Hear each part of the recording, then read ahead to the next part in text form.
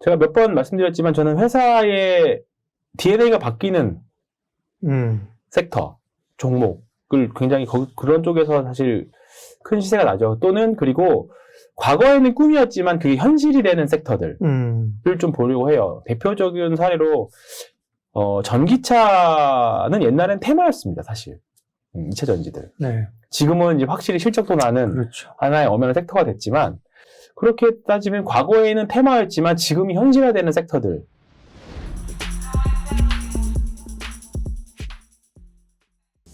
오늘은 이제 시장 얘기는 그려주셨고, 시장 얘기보다는 이제 주도주 얘기할 겁니다. 네. 항상 주도주 하면 황희연, 황희연 주도주. 우리가 항상 늘 이제 라이브 네. 할 때도 시장의 주도주가 뭐냐? 네. 주도주가 있어야 된다. 시장에 가려면. 그 얘기를 했잖아요. 네.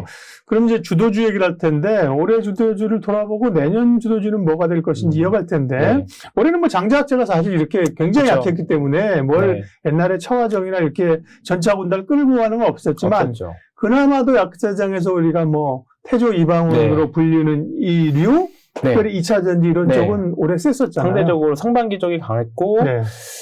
이제 뒤 이어서 이제 방산 섹터들이 뭐 전쟁 플러스 뭐 이제 폴란드 쪽으로 수출 뭐 이런 거 나오면서 하나 에어로스페이스 뭐 이런 쪽에서 뭐 이제 상대적으로 좀 강해서 좋은 모습들이 좀 보여줬습니다. 네. 다만 이제 이런 부분들 단어들이 나왔다는 것 자체가 시장에서 인정을 하고 이제 봐주는 구간들인데 조금 이 순환이 예전과는 다르게 좀 많이 빨라진 것 같아요. 태조 이방원이 나온 지 뭐 한 서너 달 된 것 같지만 예. 어느새부터가 또 그 단어를 별로 쓰지 않고 그렇죠. 예전 같으면 그런 단어가 나오면 한 반년에서 1년 이상 갔었거든요. 근데 지금은 시장이 아무래도 약세장이다 보니까 뭐 미국도 마찬가지고 네. 그러다 연속성, 보니까 지속성이 약해. 확실히 좀 약합니다. 그래서 지금은 구간에 따른 매매. 그러니까 예를 들어서 뭐 어떤 한 종목이 뭐 10만 원에서 20만 원 가더라도 이거를 10만 원에서 20만 원에 팔기가 너무 힘들고 10만 원에서 한 15만 원, 12, 3만 원 갈 때 한 20% 먹고 좀 팔았다가 또 눌림이 나오면 추세가 죽지 않았다 생각하면 또 다시 사고 비록 더 비싸게 살지언정 그런 과정들이 일단은 조금 더 필요할 것 같습니다. 왜냐하면 내년에 어쨌든 감익이거든요. 코스피는 10% 정도 감익한다라고 보면 내년에는 전략 크게 두 가지로 잡아야 될 것 같아요. 내년에는 무조건 싸다고 사기에는 우리가 흔히 말하는 밸류에이션들 싸다고 사기에는 사실 조금 무리가 있을 것 같아요. 왜냐하면 더 싸질 수 있는 위험은 항상 갖고 있습니다. 감익 추세이기 때문에. 그러면 결국 내년에 증액이 되는 섹터들을 중에서 추세가 이제 뻗어나가기 시작하는 것들, 이제 그런 부분들은 이제 기술적인 분석들이 좀 필요하겠죠. 네. 당연히.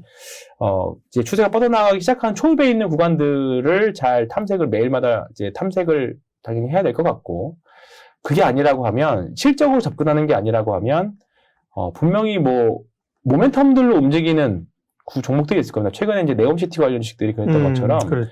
그런 쪽은 분명히, 야, 이게 말이 돼 라고 했지만, 말이 돼 하다가 되는 종목들이 꽤 많았었거든요, 사실. 이게 이렇게 올라갈 이유가 뭐가 있어 했는데, 올라간 종목들도 많이 있었고, 그게 이제 대표적으로 추세 추종의 방법이 될 건데, 이제 모멘텀 트레이딩으로 본다라고 하면 그 두 가지 전략을 병행하는 한 해가 돼야 되지 않을까. 내년에는 저는 무조건, 이 정도 밸류면 사도 돼.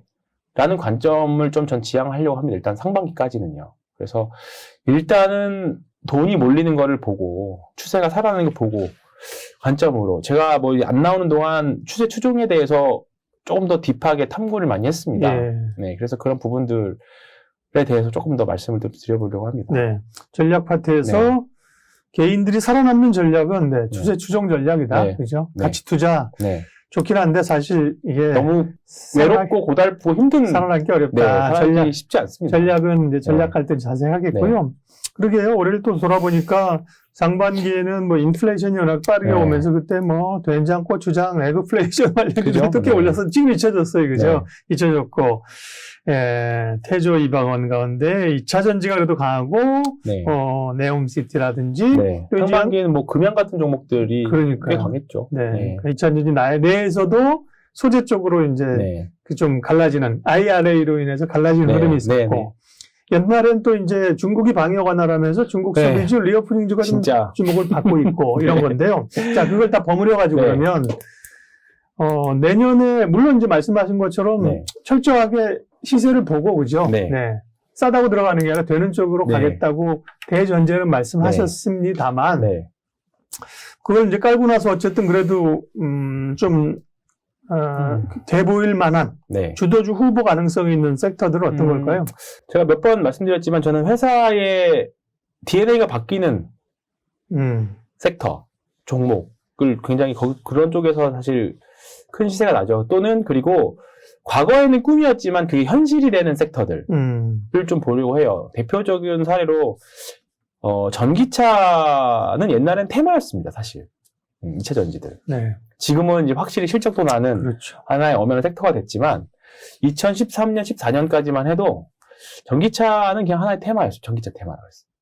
근데 이제 그게 현실이 됐을 때 이제 본격적으로 2019년, 20년에 본격적인 시세가 났잖아요. 그렇게 따지면 과거에는 테마였지만 지금이 현실화되는 섹터들, 거기다가 정부 정책까지 붙여 있을 수 있는 테마지만 이제 섹터가 되어가는 종목들, 뭐가 있을까요? 이제 아실 것 같은데. 글쎄요. 네. 네. 저는 이제 IRA로 모멘텀이 확실히 붙었다고 봅니다. 신재생 에너지 쪽인데요. 사실 신재생 에너지, 뭐, 우리가 흔히 말하는 풍력, 태양광, 그리고 수소, 원전 솔직히 잘 모르겠습니다. 태조 이방원에서 원까지 이제 하나의 이제 그 군집으로 봤었는데, 원전 같은 경우에는 유럽에서는 친환경으로 보는 섹터는 아니기 때문에. 그렇죠. 그리고 원전은 사실 그게 실적으로 이어지기까지는 사실 조금 기간이 너무 길다. 꽤 많이 남았습니다. 그렇죠. 그런 걸 이제 또 한 번 이제 예를 들면 수주를 하더라도 기대감은 있지만 그걸 실제로 하는 데까지 네. 10년 네. 걸린다면서요? 뭐 빨라도 그 이제 그 작은 SMR 같은 경우에도 2026년 이후거든요. 네. 네. 그렇기 때문에 그게 실제로 될지 안 될지도 모르고, 그렇기 때문에 아직은 불확실성이나 기간이 많이 남았기 때문에 그런 이슈로 원전 이슈가 조금 뭐 수급이 몰려서 올라간다라고 하면 저는 뭐 바이앤홀드보다는 트레이딩 쪽으로 보셔야 되는 게 맞는 것 같고, 네. 다만 태양광하고 그 다음에 풍력 쪽은 그 다음에 수소까지 조금 길게 보면 수소까지는 내년에는 한번 해볼 만한 섹터가 아닌가라고 생각을 합니다. 일단은 대표적인 게 사실 하나솔루션이 되겠죠. 하나솔루션 같은 경우에는 3분기 실적을 잘 찾아보시면 잘 나왔어요. 잘 나왔고, 네, 다만 태양광 쪽이 조금 예상보다는 안 좋았는데 올해 3분기, 4분기, 내년까지 이어지는 일단 예상치까지 보면 이제 본격적으로 올해까지는 화학 쪽 비중이 좀 더 많습니다. 매출 비중이. 근데 내년부터는 본격적으로 태양광 패널 쪽에 이익이 많아집니다. 그 네. 말은 뭐냐면 화학 쪽에서 이제 태양광 회사로 바뀐다라고 되는 거죠. 아까 그러면, 말씀하신 DNA가 바뀌는 네, 맞습니다. 근데 저는 이제 화학 쪽이 우려스러웠던 게 뭐냐면 이제 경기가 더 꺾여버리면 화학 쪽은 당연히 안 그렇죠. 좋겠죠. 사이클 상황이니까. 그러니까 왜냐면 필수 기초 소재들이 많이 있기 때문에. 근데 지금 중국이 부양하는 거 보면 당연히 화학 쪽은 좀 이제 수요가 살아나서 좋아질 수밖에 없는 구조가 될 것 같아서 조금 한심이 났습니다. 오늘 리오프닝을 보면서 화장품을 살 게 아니라 화학 쪽이 이제 좀 최근에 화학은 조금 이제 안 좋긴 합니다만 화학 쪽에서 분명히 기회는 조금 중장기적으로 내년에는 아직까지는 좀 아닙니다. 아직은 추세가 아직은 약해서 아직은 아닌데 조금은 이제 화학 쪽도 관심을 갖고 봐야 되는 섹터인데 이런 거를 아우를 수 있는 게 사실 하나솔루션 같은 회사거든요. 뭐 최근에는 한 53,000원 정도까지 갔다가 좀 많이 밀려 있는 상태입니다. 근데 이제 바닥에서 턴하고 요거는 이제 지금 보시면 이거 이제 주봉인데요. 주봉입니다. 주봉. 네. 주봉인데 이제 쌍고점을 찍고 좀 내려오는 국면이긴 합니다만 내년부터 회사가 좀 많이 바뀐다라고 하면 지금 당장은 조금 이제 하향 추세라서 그리고 최근에 이제 우선주 유상증자 진행 중이라서 조금 뭐 이런 수급 부담 여러 가지 있을 수 있습니다만 조금 더 내려온다라고 하면 충분히 매수 한번 해보실 만한 종목이 되지 않을까 싶은데 내년에 물적 분할이 있어요. 인적 분할 참. 그 하나 갤러리하고 분할 상장합니다. 3월 달에 거래 정지도 있고 네, 그런 이제 유동성 리스크도 좀 있기 때문에 뭐 하나 솔루션 같은 경우는 내년 이제 봄이 지나고 나면 본격적으로 좋은 결과를 기대하는데 지금 하나 솔루션 같은 경우에는 상업용이나 그다음에 주거용 패널에서 미국 1위입니다. 결국은 IRA 법안이 이제 미국에서 생산해야 그 세제 혜택을 준다라는 거잖아요. 한 10여 년에 걸쳐서 한 5조 정도 혜택을 볼 수 있을 거라고 봅니다. 하나 솔루션이. 그렇게 되면. 그리고 하나 솔루션이 예전에 이제 폴리실리콘까지 사업까지 같이 했는데, 그거는 이제 중간에 팔았습니다. 너무 이제 이익을 못 내니까. 변동성이 워낙 심했죠, 폴리는. 네. 네, 근데 이제 미국에 생산하는 폴리실리콘까지 음. 해야 수혜를 보다 보니까 이제 미국에 있는 기업에 지분 투자도 좀 했고요. 그래서 하나솔루션 같은 경우에는 화학회사에서 태양광회사로도 바뀌는 구간이기도 하고, 소위 말하는 미국 정책의 수혜도 볼 수 있는, 뭐 중간에 어떤 다른 뭐 경쟁사가 뛰어들어서 어떻게 될지는 모르긴 하겠습니다만, 어쨌든 지금 내년에 중대형주 중에서 증익이 나오는 회사 중에 하나로 보고 있습니다. 지금 시가총액이 거의 10조 가까이 갔다가 최근에 좀 하락해서 9조 이하로 내려왔는데, 네. 누군가에게는 조금 좋은 기회가 되어가고 있는 종목이지 않을까 좀 중장기적으로 네. 보고 있고요. 근데 뭐 이제 이거 말고도 이제 풍력 쪽에 CS 윈드라던가 뭐 삼강 M&T라던가 그 다음에 조금 내년 다크호스는 수소라고 봅니다. 네, 수소. 수소는 일단은 네옴시티발로 인해서 조금 모멘텀은 좀 될 수 있을 거라 생각이 좀 듭니다. 요거는 사실은 트레이딩의 관점을 접근을 해야 되는데, 네옴시티 사실 엄청 긴 프로젝트잖아요. 엄청 긴 프로젝트고, 결국은 네옴시티가 에너지원은 신재생 에너지로 분명히 돌아갈 텐데, 분명히 수소와 관련된 사업들을 진행하고 있습니다. 실제로 우리나라 삼성 엔지니어링이나 롯데정밀화학 쪽에 관련 프로젝트 발주를 이미 줬고요. 양은 적지만, 그러면 이쪽 관련 쪽 섹터들은 분명히 내년에 또 네옴시티와 관련된 뉴스가 또 계속 나올 때마다 충분히 좋은 정책들. 결국은 전기차도 기존의 화력이나 이제 기존 전통 에너지원을 떼가지고 쓰는 게 만드는 게 전기잖아요. 결국은 진짜 친환경은 분리수소로 가야 될 그렇죠. 건데, 예. 그렇게 되면 수혜를 받을 수 있는 게 플랜트 생산할 수 있는 삼성 엔지니어링이나 그다음에 아시아 이제 그 수소를 안전하게 유통하려면 효율적으로 유통하려면 결국은 이걸 암모니아로 바꿔야 되거든요. 수소에다가 N 하나만 붙이면 이제 질소가 되고 아직 암모니아가 되거든요. 질소만 붙이면 그렇게 되면 이제 그 유통의 안정성도 좋아지기 때문에 그 유통 아시아 1위가 롯데정밀화학입니다. 네, 롯데정밀화학 차트를 보시면 바닥에서 박박 기고 있습니다. 저도 지금 정밀화학이 지금 아직은 뭐 추세라고 하기도 좀 그렇고 뭐 아직은 7만 원대의 매물벽이 많이 있기는 한데 지금 사서 올라가면 땡큐죠. 근데 뭐 여러 가지 이유로 인해서 내려갈 수도 있는 거잖아요. 그래서 지금은 이제 농담한다는 이제 벤투의 아이들 뭐 이런 게 있잖아요. 근데 황유연의 아이들이지 롯데정밀화학. 네. 지금은 공격적으로 비중 사는 구간이 아닙니다. 더 하락 리스크도 있고 뭐 시장 리스크도 있기 때문에. 근데 오히려 이 주가가 7만 원. 이제 아까 추세 추정 전략에서 중요하게 생각하는 선은 30주 선이라고 저는 보는데. 30주. 네, 30주. 그러니까 지금 같은 경우에는 30주 선하고 꽤 이격이 많이 벌어져 있기 때문에 그 이격을 붙이는 흐름들, 요런 정도의 흐름은 언제든지 나올 수 있습니다. 요런 정도의 이제 리바운딩은 10주 선 이하에서. 근데 그거는 정말 시장도 좋고 운이 좋았을 때의 이야기입니다. 만약에 시장이 밀리면 더 싸질 수도 있어요.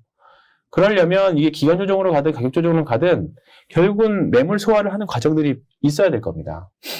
근데 이제 그거를 확인하려면 차라리 비싸게 주고 사는 게 낫다. 네, 지금 사서 물리거나 옆으로 횡보해서 하는 것보다 오히려 한 요만큼 장대양봉이 빵 뜨는 이후에 7만원, 예를 들어서 장대양봉이 뭐 다음 주에 나와서 7만 한 5천원까지 올라왔다. 그러면 내가 이거를 6만원에도 봤는데 7만 5천원을 못 사가 아니라 6만원의 롯데정밀화학과 7만원의 롯데정밀화학은 아예 다른 주식이 되는 거예요. 그럼 그때부터 붙여서 가는 거죠. 그러면 비싸게 사서 더 비싸게 사는 전략. 제가 이번 주에 예를 들어서 지금 6만 원에 샀다고 치면 이거를 5만 5천 원 주고 사면 5만 5천 원 떨어지면 더 살 수 있잖아요. 물타기라고 하잖아요. 제가 이번 주에 읽은 책 중에서 가장 인상 깊었던 문구가 하나 있습니다. 물타기는 패배자들이나 하는 것이다. 네.